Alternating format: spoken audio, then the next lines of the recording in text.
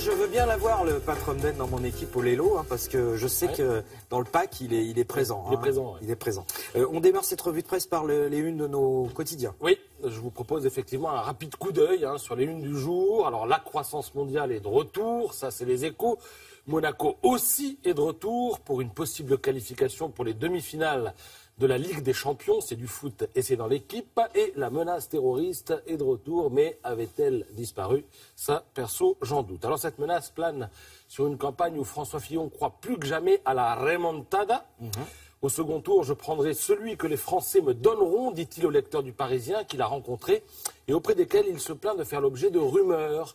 J'aurais une Ferrari cachée dans une grange, j'aurais fait payer le repas d'enterrement de ma mère par de grandes entreprises, je serais intervenu auprès du recteur pour faire augmenter la note de mon fils au baccalauréat, dit François Fillon, ce qui nous renvoie à la une de l'Opinion qui titre sur la campagne de toutes les intox, vous y apprendrez un nouveau mot, la réinfosphère. Alors, qu'est-ce que c'est que la réinfosphère?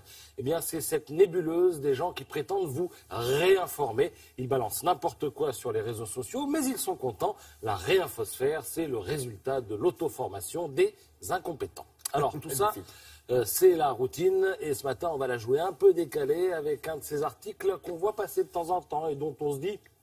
C'est pas possible que les choses se passent ainsi. Et puis, on passe à autre chose. Une info chasse l'autre, une histoire se substitue à l'autre, rien n'est fait. Et l'oubli, en quelque sorte, ensevelit notre potentiel d'indignation. Alors, ça servira sans doute à rien, mais je vais en parler quand même. De quoi s'agit-il? Il s'agit d'une histoire que nous raconte le magazine Society. Ça se passe dans le département de la Haute-Vienne, préfecture Limoges, à Bessines-sur-Gartan. Alors, tout est dit en introduction.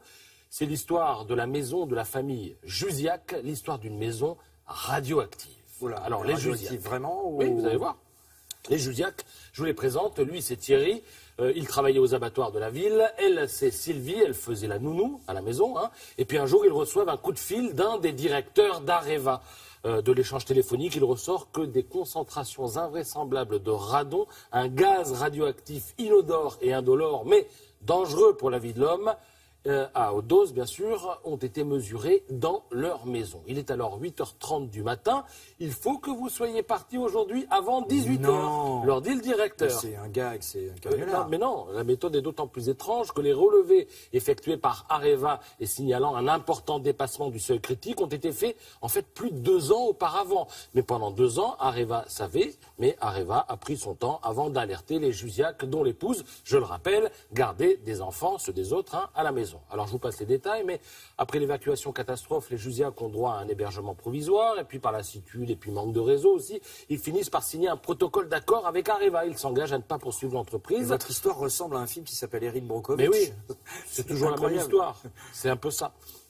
En échange, donc, d'une nouvelle maison. Très bien. Alors, la maison ne leur plaît pas, mais bon, Areva n'a pas non plus des moyens extensibles, vu les milliards déjà engloutis dans les gisements bidons en Afrique, par exemple. Alors, au-delà du cas de cette famille, Society explique qu'il y avait dans le coin quand même, qu'il y aurait dans le coin 49 zones problématiques. Après, c'est parole contre parole. Mais d'où vient ce radon? C'est on explose de l'uranium juste à côté, dans la région. Alors, après, c'est parole contre parole, ou plutôt parole contre mutisme. Alors, le mutisme, c'est celui d'Areva, puisque l'entreprise a mis 3 mois pour finalement dire à Society qu'elle n'avait rien à lui dire. Et puis, la parole, c'est celle de la CRIRAD, la Commission de recherche et d'information indépendante sur la radioactivité. Elle estime qu'Areva, aujourd'hui, bâcle les mesures, à tort ou à raison, je ne sais pas. On dépollue en fonction de la présence humaine actuelle, mais pas d'une potentielle présence future. C'est une aberration si on réfléchit à long terme, explique la CRIRAD. C'est vrai que c'est un peu comme si il y avait une marée noire et qu'on ne faisait rien parce qu'il n'y a personne sur la plage. C'est un peu ce qu'on dit dans le coin. Alors vous lirez cette histoire dans Society. Dernière chose, à Bessines, il y a un musée.